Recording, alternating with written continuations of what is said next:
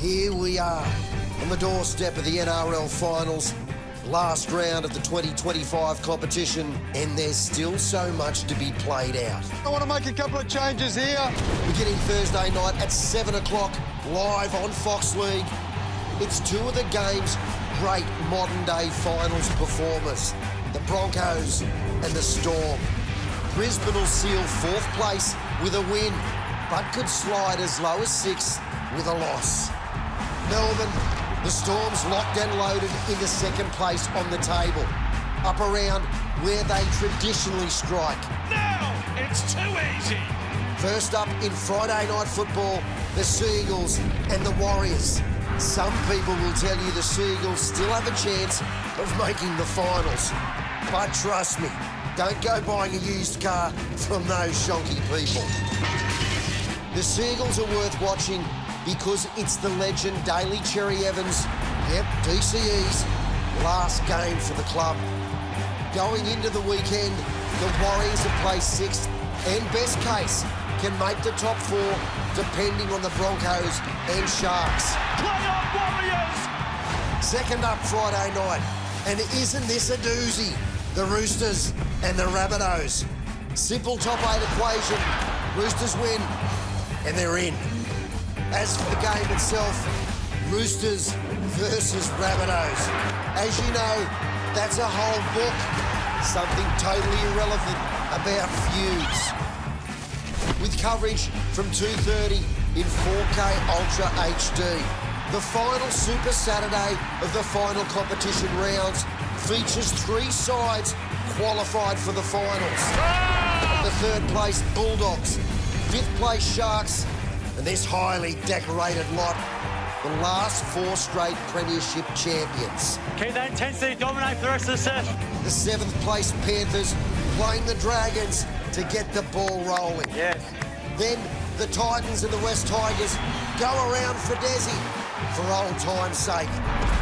Before the Bulldogs and Sharks put the super into this Saturday, with the Dogs going home place third, no matter this result.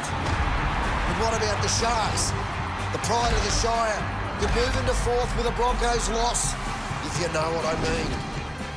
Sunday on Fox League at 4, it's the Eels and the Knights, God bless them. But earlier from 1:30, this is when you might really need a calculator, because if the Roosters win on Friday, the Dolphins can't make the top 8. But if the Roosters lose to the Rabbits Friday, the Dolphins come out Sunday with the first place minor premiers Raiders turn around their for and against by 15 points. Hey! Keep it down. Matt Nable's on. Then Bob's your uncle. You win the car, get to keep the gold bullion, plus the house on the sunny coast. 2025. How good. What a season.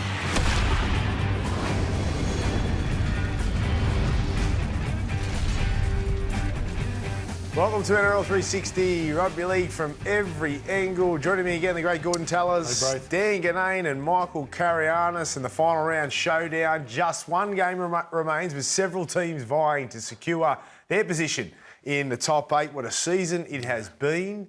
What a final round we have. Every game live right here on Fox League, and the stage is set, Gorden. Absolutely. I think it's been the most entertaining season that I've seen. You know, if the Titans are the worst team in the comp, we've caught a lot of those games, and the bottom sides, the way they've played, our product's fantastic, but it starts on Thursday night. And What's that got to do with Gold Coast? They are the worst team in the comp. But I'm saying where the product... Hey, Dan, you want to come on they holiday? provide very... What I'm talking about is the standard of footy. Don't start on the bad foot, You mate. just brought up You the got a Titans bad for no suit on, reason. right? Just because you wore Bulldog suited. Hey. I like this bit of friction. It's good. Yeah. No, it's good. But you know what?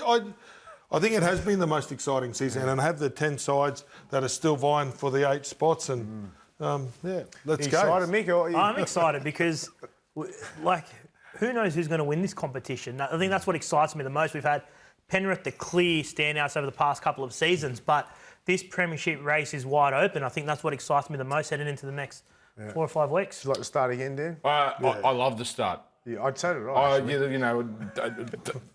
Fear won't hold me back.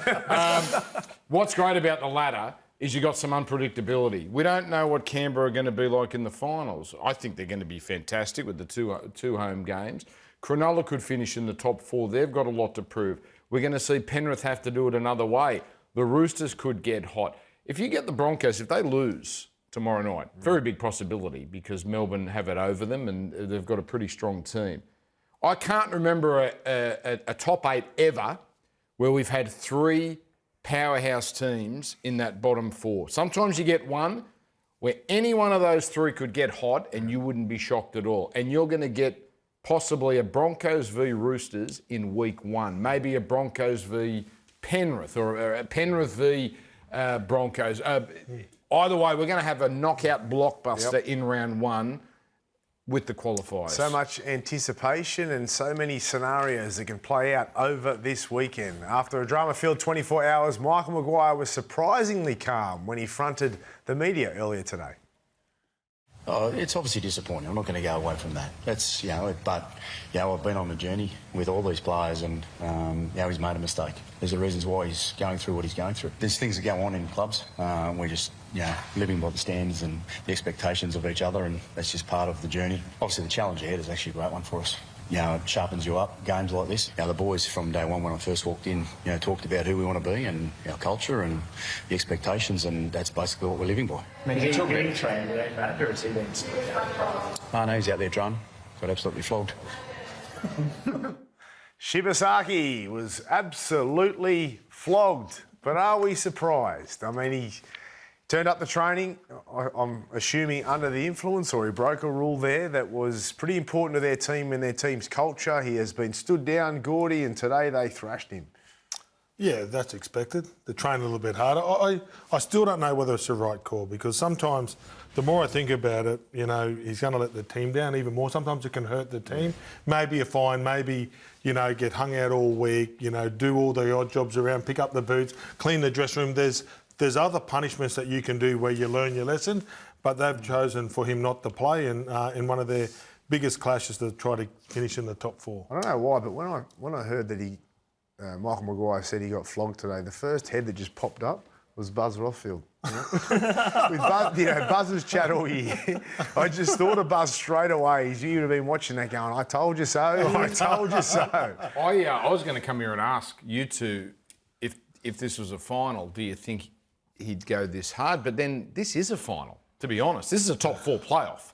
So they might be playing for their season tomorrow night. So it's a massive You don't call. know what's gone on before and whether he's got warnings here. That's the information that we don't have. Yeah. But, it is a big game and, that's what they've chosen to do. It is concerning, though, that a player, he's had a spectacular year. If this incident was going to happen, it's at a pretty crucial time. I don't know football culture like you do, but, players need to blow off some steam. But it's a strange time to do it. He knows he could have blew off his some steam in Townsville the night before. I'm guessing after that win up there, they probably had a few beers up there because it's renowned for it. So again, going back to what Gordy said, there probably are some other reasons for it. But in terms of is it the right decision? Now, I think it is. I think it's a great stance, great leadership by not just Madge, but the leadership group have had a say here, which I love. And you've got to set the standards and the culture, and they'll benefit from this in the finals and beyond. But my question is now, will it hurt the team, though? Well, of course, yeah. Well, he's turned into an Origin player this year, so no doubt it hurts the team. And you've got Dean Mariner defending that centre, who's played a lot on the wing this year. So, and you're up against a star-started Melbourne side, so there's no doubt it hurts him. But back to your point, I agree with standing him down. If for the last couple of seasons, everyone's been critical of the culture up in Brisbane. So if Michael Maguire or the senior players turn a blind eye to this, what have they learnt this year? So I think he had to make that decision. You think they're risking a top 4 by leaving him Oh, out? they are. I mean, there's no question. But I'm not saying it's the wrong decision either because you do have to set a standard. It's easy to do it in round 10 when the game doesn't mean anything, but when the game means everything to do it as well. Different coaches have different mentalities. The great Jimmy Johnson from the Dallas Cowboys, once he was asked about Troy Aikman, his quarterback, if he slipped in after he cut a nobody on the spot. for falling asleep in the meeting. He said if Troy Aikman fell asleep in the meeting, I'd walk over and I'd put a pillow under his head. So he wins in games of footy. Different coaches have different That's Wayne mentalities. Bennett too. All right, Reece Walsh, new profile pic. Let's have a look at it and tell me if it suits him or not, but here it is. Oh, I love it. Reece the plumber. I don't know how long Reece would last on the actual tools, but maybe someone should get him in there for some work experience. I tell you what, he'd get a lot of work. You know, a plumber rang me today, said you can't trust a newly installed toilet as much as you think you can. I'll just leave that there. I've heard the same thing, Dan. A few plumbers have said to me that those new toilets are often used by the people that put them in. Well, I didn't want to go be so specific. Brian Fletcher's said it publicly, right? He was a former plumber. he's a plumber. He's a plumber. He said he always A used really to christen bad it. plumber too. He just did washers. All right, now, the Broncos have suggested that he may need his own PR handler, Reece, because I mean, he's so popular. He's got a huge following on YouTube, Instagram, you name it, he's got it. He's a rock star, really, of our game.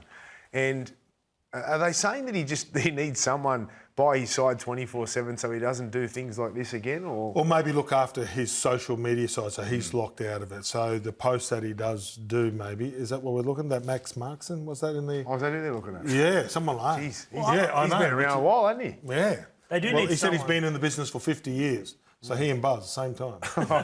I think there is someone that works closely with him on his image, I guess. But in terms of the out is and it? out, I don't know who it is. Jeez, they need it. No, but in terms of reassess it in and terms reevaluate after this week. of an out-and-out handler, I'm with Gorden. He probably does. He has after got the to the social stage of someone to come out and go, all right, if this is what you're going to... There's got to be someone safeguarding whatever I'll tell you what he he's needs. posting He on needs social. better friends around him because we've watched him. We've caught him on a lot of An games. extra gig. And Do you reckon I should do it? when he did Newcastle, he walked around that whole stadium. Every time I've ever watched him play with, he does a big walk, so he does do a lot for his image. But then maybe just put the phone down when he's having his private time. Yeah, people hiring social media managers to sort of run their accounts, it's pretty normal. Certainly is in the States with the high-profile players. Because I'm guessing what happened was he feels a pressure to put content out there, right? And thought he'd just be funny and you know... It was a lead balloon. But this wasn't a social media posting, by the way. Do you get someone toilet doing bowl. your sunrise photos every morning? Yeah, I do actually, yeah. I won't tell you who though, Gordy. All right? Okay. Different person. You know what? He hasn't been impacted by this, but because he's straight away put his profile pic up as a plumber. So he obviously doesn't really care that much. Because do you It's care the that modern much? day, isn't it? But do you, But was it funny? Did it hurt it? It wasn't funny, but it didn't hurt anyone. It didn't need a statement No, from it the wasn't. Broncos. It's not a big... What's that? It didn't need a statement. Look, fair play to the Broncos for putting a statement out there. It didn't need a statement. That's funnier than the post. Yeah. Other than the... It's hilarious. Craig Bellamy is well aware of what went wrong last week, and that's bad news for the Broncos. Yeah, it was some poor defence, really, and lack of, don't like saying sorry, but lack of effort. So there's a few things pinpointed, and hopefully we'll do a better job tomorrow night. Our second half was poor, to be quite honest, so we'll be looking to improve a little bit there. Melbourne Storm haven't lost back-to-back games since 2023. Dan, you've done a little bit of digging today. Well, Can you talk us through this? Well, so the last time, you know who was the last team, I think, to beat Can you say it loud and proud? The mighty Titans, Gordon. Thank you, Dan. who for a period have had the wood over Melbourne. But 18 times in a row, this is, I would say, the equal of, if not better than their round one record. There's a kind of not flukiness, but there's a randomness to a round one record, even though they're very proud of it. But every time they lose, 18 times in a row, they've come back. This year, they lost to Dragons, beat Manly 48-24. Then they were flogged by the Dolphins. They came out, beat South on Anzac Day. Lost the Classic to Canberra in Magic Ground, beat up the West Tigers 64-0. Lost to Cronulla, beat Gold Coast, although it was pretty close. Lost to... I can keep going. Every time, 18 in a row. We've had enough, we understand. Yeah, 18 of them, Dan. I wanted to go. We'll be Then here he for got 3 the days. Yeah, but it is, and this is a concern for the Broncos. And another concern is that not only was it Craig's 600th last week, they get Jerome Hughes back this week, who no one really thought would come back this early. Everyone was assuming he'd come back for the finals. Arguably the best, well, he got the Daly M last year, so we know how good he is. Makes it even harder for the Broncos. What you can't measure is what you just said there, Braith, the embarrassment of that performance in Craig's 600th. You could listen to Craig there, it's still hurting him. And that's going to sit with him for a while. And to be those players sitting in that dressing room knowing that you embarrassed Craig, let him down, that's got to sting. Thank God that Brent Reid isn't in the box this weekend too. Okay, so Craig will be very happy about that. Now, Cody Walker signs extension for next season. Was this the right move for the Bunnies? Yes, but it's risky. 1 year. But he's now at an age where he is breaking down, and that's understandable. Soft tissue injuries, but what else were they going to do? Wayne Bennett said this a month ago. He said, well, it's a risk, but it's a risk we have to take. Hard to argue.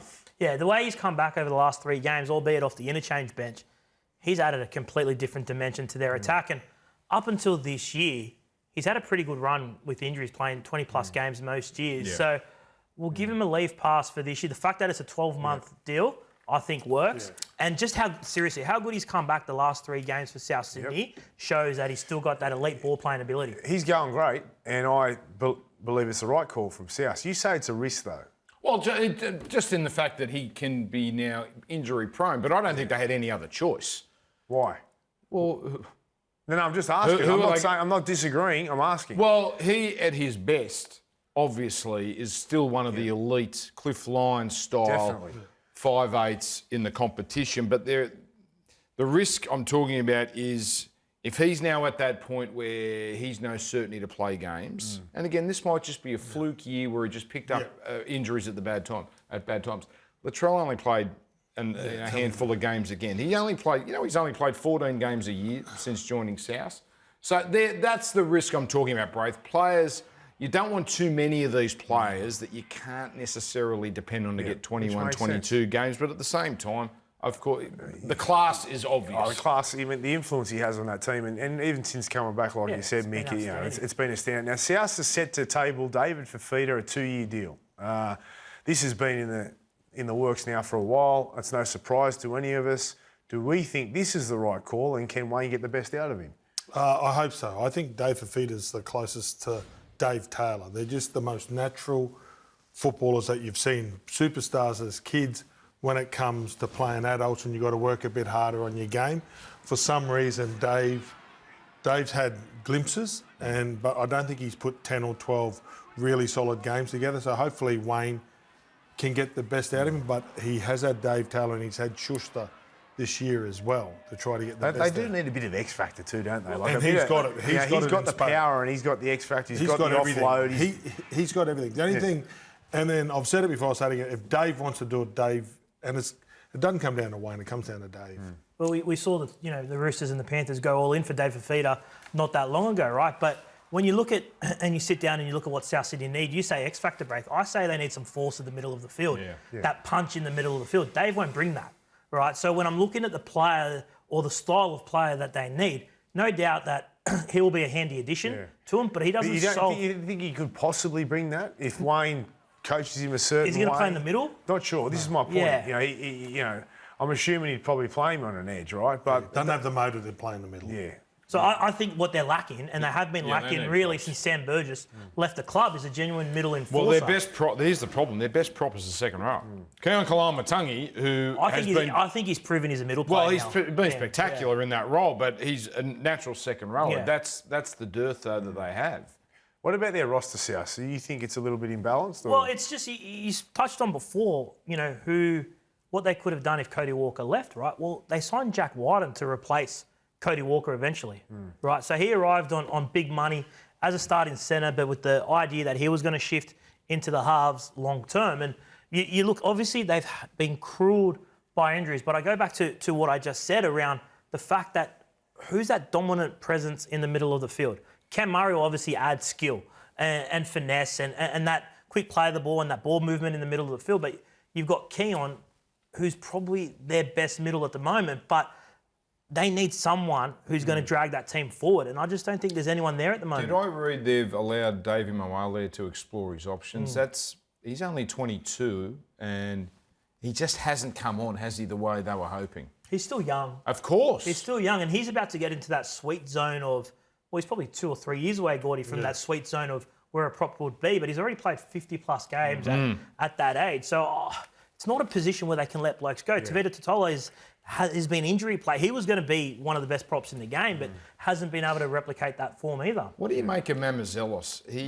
It's like Wayne's not sure with him from what I see. He had an elbow injury picked up in Magic Round, but then came back 2-3 months ago now, and he doesn't get much game time, if any. Yeah. It's an interesting one. It is an interesting one. They've got Humphries that can move the 9. They bought him originally for a 9 or 14, right? And he's had to play in the halves. Obviously, Brandon Smith going there. What they do, even with Latrell, I mean, that's where I want to get to now. Latrell, do they play him in the centres? Do they play him at fullback? You spoke about, these are his stats in terms of longevity in the games he's played over these seasons. 4 seasons at the Roosters, 96 games, 24 games a season, 65 tries, 7 finals appearances. In his 6 seasons at the Bunnies, he's played less games overall, and his average is 14 games a year. Only played the 3 finals appearances, therefore the Bunnies. But when he has played, he's been unbelievable, right? We know that. Even this year when he did play, he was great. But would it be better for them to move him, in terms of longevity, into the centres, especially when you got Jai Gray there? Well, if I'm honest, not just longevity. It's the fact of the emergence of Jai Gray. Jai Gray has to be in that team week in, week out. He is a different fullback to Latrell. He's running 250, 300 metres. He's popping up in support. He's doing all these things. I think for the best 13 for South Sydney, Jai Gray's in that now. So the question is, do you play Latrell at centre or do you play him at 5'8"?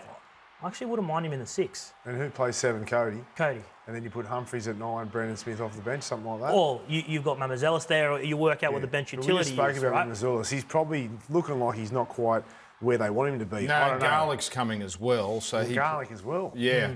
And Jaden Sullivan's just re-signed for 2 years as well.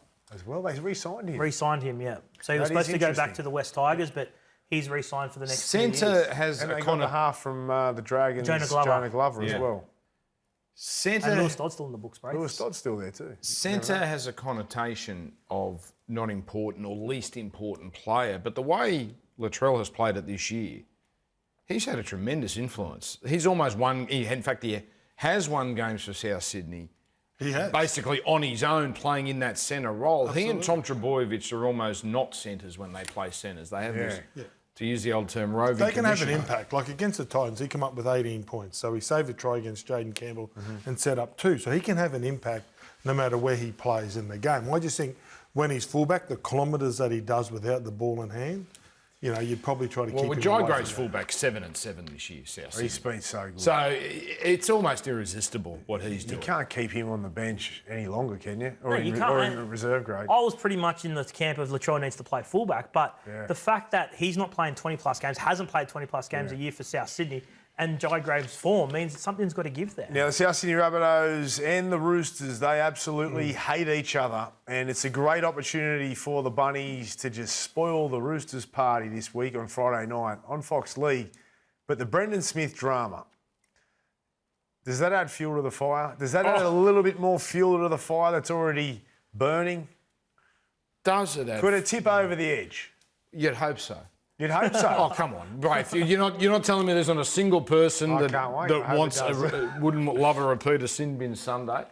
The thing about this game, you look at it line-up for line-up, Roosters are miles better, right? But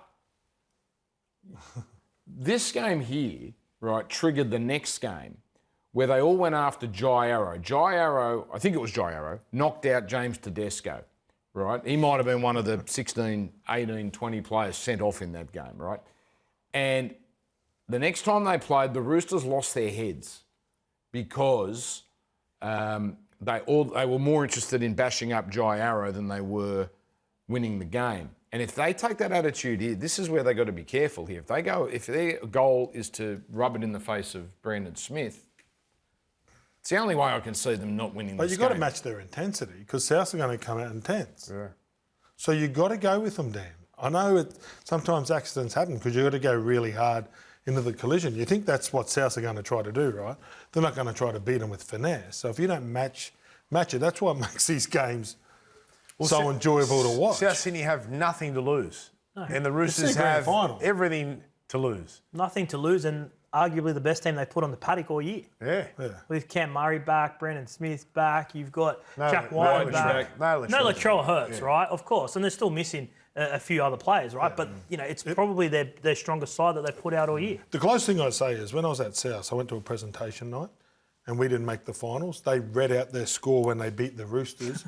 They just read it out every 20 minutes and the crowd went up. The 1,000 went up. At the red and green ball, it went up like 20 times. So no matter what happens in the year, they just read out the Rooster score. So they're up for it. All right, I want a prediction from each of you. How many sin bins, if any? No. No, we're not willing to go there. You hang on. You said... I'll say 2. No, I think it's too. One each. I think it's too important to the Roosters. One each. One So each. none? One each. None. Okay. I think for this game, there should be a button you can throw in a wild card and have no Don't bunker. say the word wild card again. No, and just have no bunker. And if both clubs throw it in, like no bunker, so they can just go for it. You would have done that every game, though. No, but When it's up you to were the playing. clubs. Oh, yeah, but you only get one a year. Just like the captain. This is like a WWE no disqualification match There you're you calling go. for. Get out of jail free card from Gordy. All right, there. Did you go sin bins? No, I was a good boy. Oh, please. When you hit I those just got Roosters punched in the head and he got sin bin. Well, there's no He news got on... the penalty. Yeah, he got everything. He got the penalty. All right, well, there's no news on DC's Roosters move. When it comes to Manly, it's time to say goodbye. All right. It'll be same as last time, fellas. No chat about the future. I know you might want to ask, but I won't want to ignore you, but I probably won't answer it. Sort of don't make those decisions lightly and sort of find it best in years gone by to not make that decision during the season. Scottish one. I don't want to disrespect your wish to not talk about your future. But you're going to. If we're led to, but I'm going to. If we're led to believe everything out there, there's a verbal contract with the Roosters. Can you set the record straight and say that there's nothing on the table? Or what can you say about the speculation that you're going to the Roosters? I'm going to say thank you for your time and I'll see you all later. Thanks, God. Appreciate it. Very emotional there. Time to say goodbye. DC bids a farewell to Manly with his final game at Brookie. Final game at Brookie. But when's he put the Roosters polo on? Is it after this game or when's the press conference? When's the announcement? Who knows? Is it happening? Is it happening? You tell me. Oh, The day after the Roosters are knocked out. I 2 don't like days after the talking Roosters about are my knocked out. contract, but I go on television and say that I don't. Yeah. The saga is nearly over, ladies and we're gentlemen. almost there. We're nearly there. But Manly fans have been pretty respectful to DC, haven't they? Like considering, this could have got ugly for him, right? But the way he's been received at Brookie with the fans, and when he, had his 350th the other week and things like that, so they've treated him with respect, and it could have gone either way. This. Interestingly, Joey Walsh, Dan, he makes his debut this week. Highly touted junior. I believe the plan could play the second half with DCE. So that's going to be interesting if that comes to fruition. It's a fascinating game with the Warriors because the Warriors have something to play for, but obviously Manly That's are at him home. 7? Yeah. Yes, So- it is him 7. So, but the Warriors may not have something to play for, No, that's true. depending on the results beforehand. If Brisbane win, they've got nothing That's to play right, for. They're going that's to be right. at home in a knockout. And I think Manly at home again. DCE's final farewell. Oh, you don't back against Manly this week. Yeah. You don't. They're up for this. That's what I Which was makes it interesting that they're going to bring in Joey Walsh, which from a future sense makes total sense. But you figure they really want this game. This isn't a throwaway game for Manly. Yeah. Puts the Brooks situation into perspective. Joey Walsh is the future. You've got Fogarty on the way as well. So A bit of pressure on Brooksy, you think now? well, I'm just 3 don't go into 2, Braith. That's all I'm saying. Good maths. I like that. Yeah, Joey might be a while away though. Okay. Thanks for that. Journo's your key player matchup for round 27. Thanks to Aussie Broadband. I've gone Spencer Leonard and Keon Kalamatangi from Friday night. Hopefully some fireworks, Braith. Okay. I don't support violence in any way. Brandon Smith versus South Sydney. That's my key matchup. I can't wait. I'm calling that. I can't wait to be front and centre. I love see it, that Dan. one. I love it. This Friday, Jersey Day is back. Show your support for organ donation by wearing your favourite jersey to work. Here they are. Beautiful. We do this every year. Great organisation, great cause. There you go. You can take that home with you. Beautiful, Dan. Official jersey Thank you. presentation. There's a Thank footy you. there too. Gordy catch there, quick hands. All right, thanks Dan, thanks Mick. Up next, it's the Legends Agenda with Craig Gower and Justin Hodges.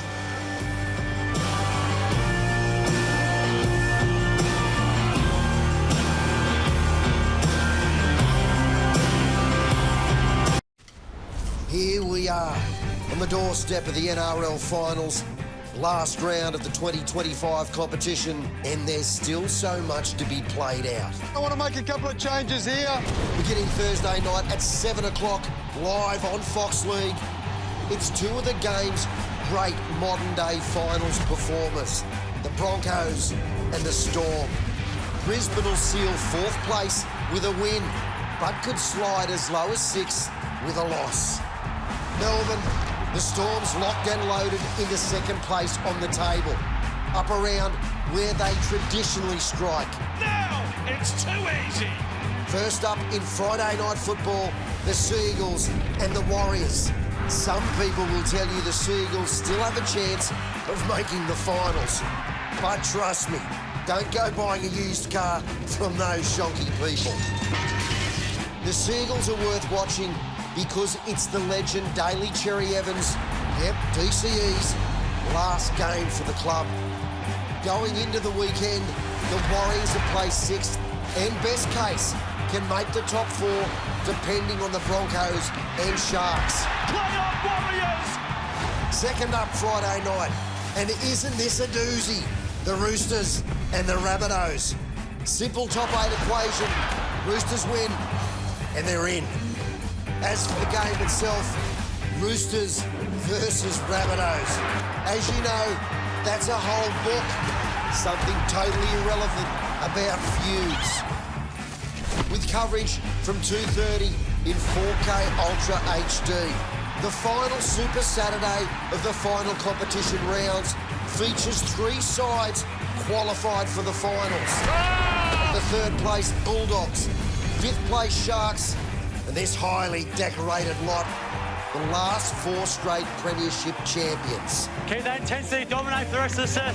The 7th place Panthers playing the Dragons to get the ball rolling. Yes.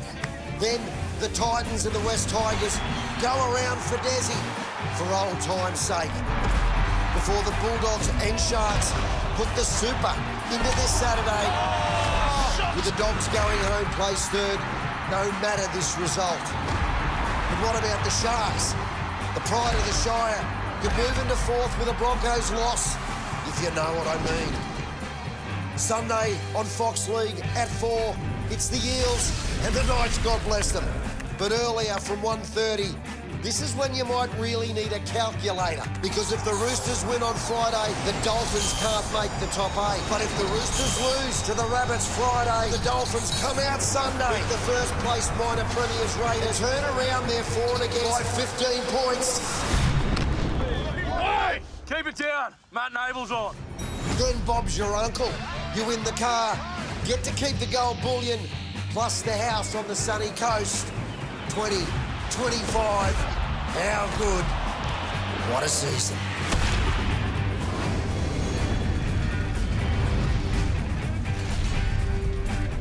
Welcome back. Time now for the Legends Agenda with Craig Gower and Justin Hodges. Thank you, Legends. I'll start with you, Hodjo. Big game this week. Broncos taking on the Melbourne Storm. The Broncos have a horrible record against Melbourne. Can you tell us why? Started from when these blokes played. I think they put the curse on us. But, I think, if you look back over history, I just think the way the Melbourne Storm play and the way we used to play, we used to like to play fast, free-flowing footy where the Melbourne Storm like to wrestle, slow the play, the ruck down, and we like to try and generate some speed from that. But then also there's obviously a little bit of history about Cam Smith and Billy Slater not getting picked up by the Broncos. So that's always in the background. And you got Craig Bellamy, our ex-trainer and also assistant coach. So look, there's always a lot of hype around this game, and for some reason they always just seem to get it right, and we used to get it wrong.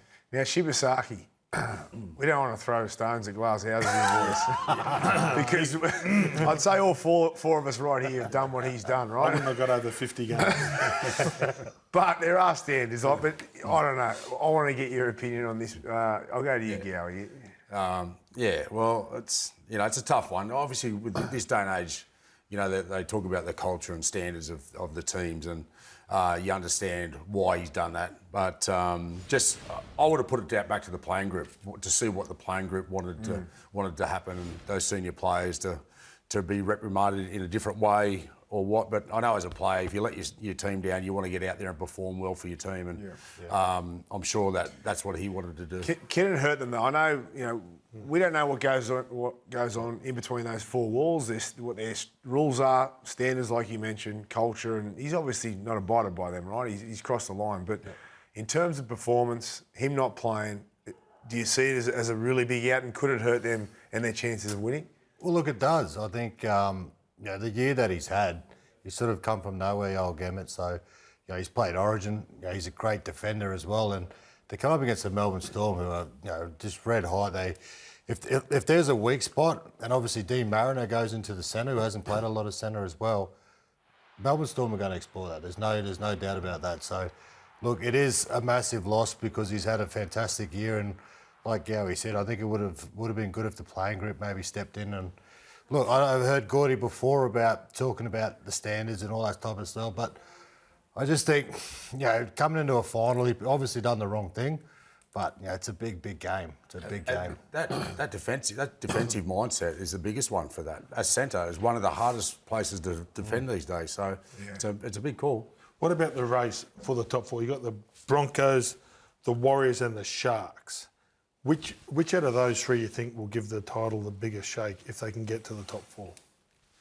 Mate, that's a tough one. You look at those three sides, and they're all got injuries, and they've got pretty important people out. So I think it's maybe I'd go with the Broncos just because you got that X factor with that team, just the way they can add points.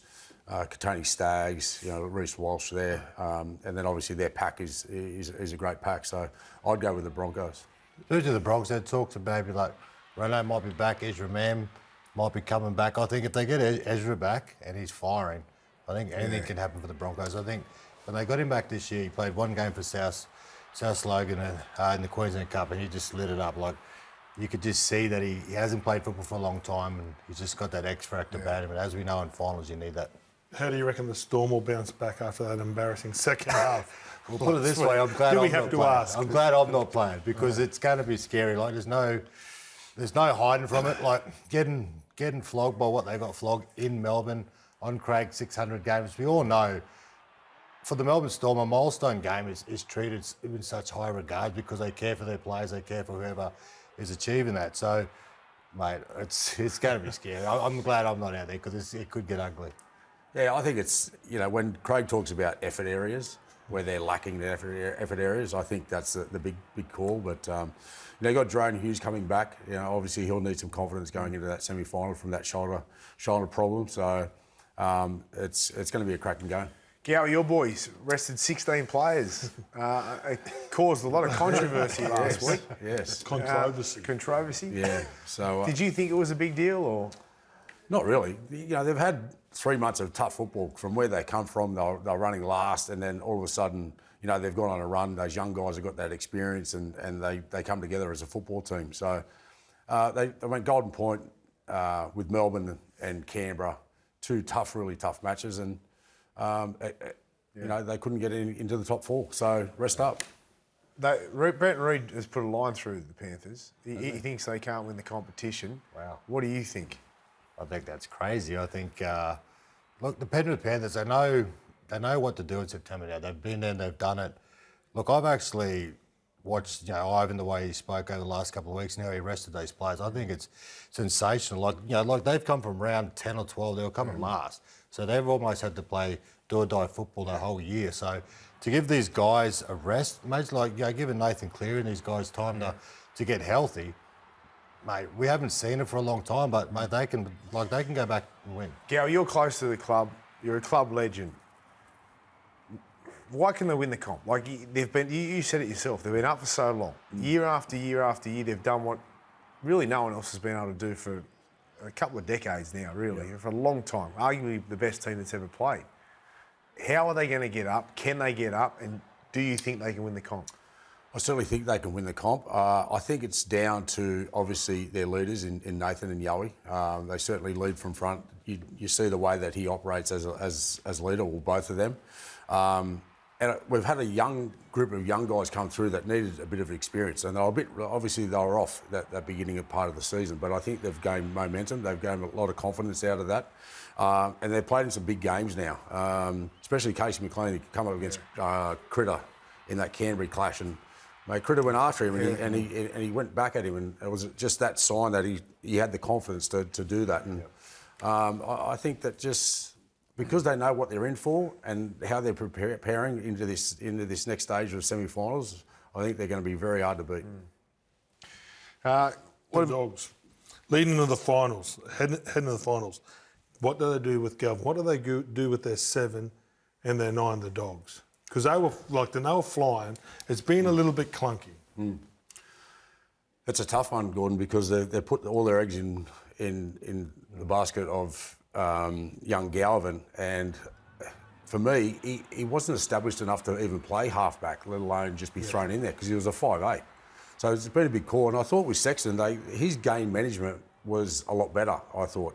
But I know that Galvin adds a bit more, with his pass play. So even Mahoney around the ruck, his defence. I know he gives up penalties and stuff like that, but he's a tenacious defender. Good with that, eh? Yeah, and I think I said it a couple of weeks ago when I was on with Galvin. I think him and Burton are almost similar players, and obviously there's a lot of media around Galvin when he left the Tigers to go there. So I think with Sexton, like you said, he was steady. He reminded me of Shane Perry with Darren Lockett. That's all he had to do was his job, because he had so many talent with players out wide as well. So look, it's going to be a tough one. So do you think they've improved, Hodjo?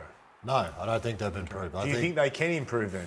Look, the Bulldogs at the start of the year were renowned for their defence. They've gone away from that for whatever reason. They were keeping sides to 0. They were keeping sides below 10 points as well. So they've gone away from that.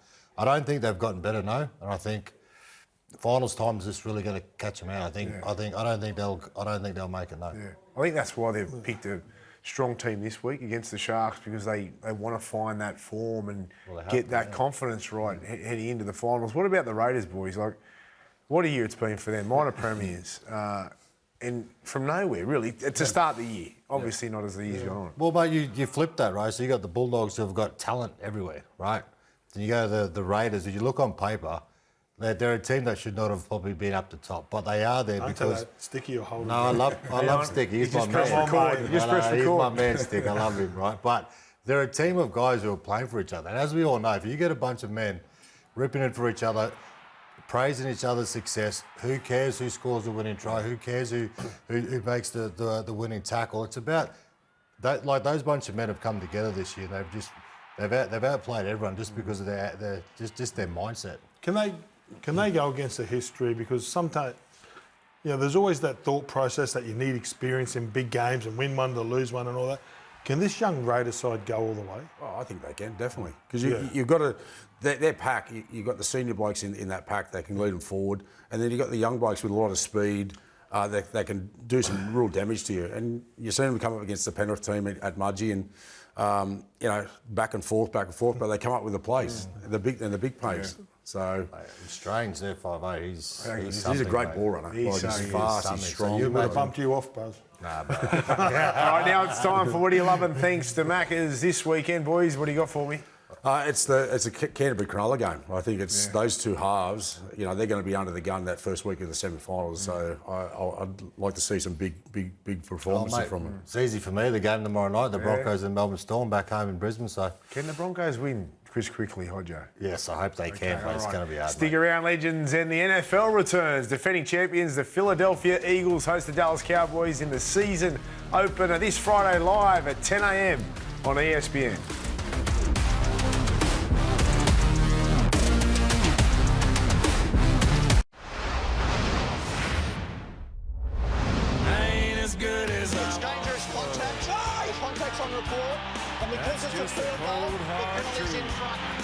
He'll go himself if he's not careful, Jimmy. One-on-one tackle from Hodges. The Cinderella story has come true for the Penrith Panthers. Cassiano's there with Chambers, and now there may have been a bit of a punch thrown. We've got to go, Swallow. Well, Chambers to the sin bin. And win the origin, you would think. Welcome back. Now it's time for Ain't As Good As I Once Was. Tigers to blood young Macassini this week. So we're all about the schoolboy sensations. So I thought I'd toss a few of the schoolboy sensations that we've all known over the years. And we'll start with... Were you still at school? No. Brad Fittler. I just left. Brad Fittler. He was... What about him? I'll start with you, Gal. Yeah, he was a gun.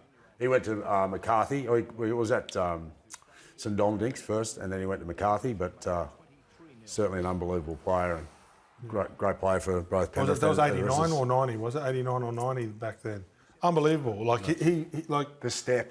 Like, I reckon I was at school. I reckon he's 2 years older than me. I'm like 15, playing under 15, struggling, and he went straight into A grade. It's like unbelievable. I remember playing him as a young fella, just starting, and you knew the step was coming, and it didn't matter. You just like you'd set yourself up for it, and it was that good that you just couldn't contain it because it was that speed, right, Hodjo? Like, it was an incredible step. It is. And that's always a hard one to defend. Like you said, you know it's coming, but it's that speed. Like just there, you saw that, and he's right in close to the defender. So the defender thinks, all right, I'm going to hit him, and all of a sudden just bang, and you tackle in there. All right, another one, boys. Benji Marshall.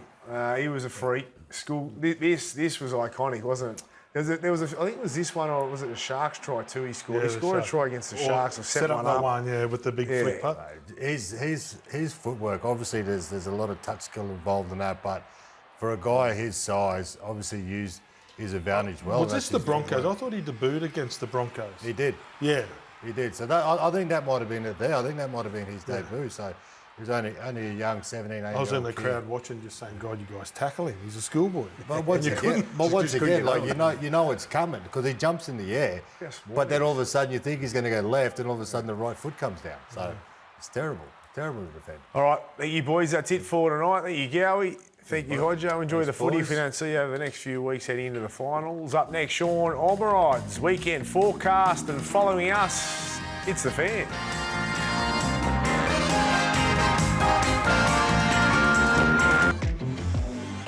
Welcome back. Now it's time for an update from Sportsbet with Sean Almeride. And this week, no Sugar. Yeah. What do you got for us? Well, Sugar won the minor premiership with his Tommy Dearden bet. Oh, he did too. So he's done my rookie's done this week. He said stuff and I'm having the week off. He claimed that one for a while, didn't he? He did, He's riding home that one. Yeah. I'm like a dog with a bone with the Dragons left edge defence. This is just their last 5 games we're looking at. Gordy, you know I love a heat map. Look at that. Just left of that upright there. Bad things happening. They're playing at full strength. Almost full strength Panthers side this week, day footy. I'm looking at Isaac Tungo, Paul Alamotti in for toe, still a very good right edge. Scotty Sorensen as well. They're my, I think they're my selections for a same game multi. You can have some fun in and around them. Speaking of the Panthers, got to mention tonight the red pen was out. Brent Reed. He sat right here. Reed has just put the pen through him. So I thought, let's have some fun with this. This is Reedy's red pen market. So he's claimed the Raiders, he's claimed the Melbourne Storm. He had a bit of an each-way bet with the Broncos. Top 4 is a must, but we're going to give him the Broncos. Okay. Who are you with? Give me the red pen team down the bottom here. Okay. Panthers alone, $7.25, or you can have the full package, $2.80. Love it. Thank you very much. That's awesome. Sean, are you going to get on those ones or what? Absolutely, I like the red pen. I'll have to borrow Terrible Reedy's. record, that red pen already. Reedy's red pen. If he puts the red pen through, you're very happy. It's we know what to do. That's on the NRL Weekly Hub. Go Beautiful. so. Thank you, Sean. Thank you, Gordy. That's it for NRL 360 for this week. Now it's time for the Fan.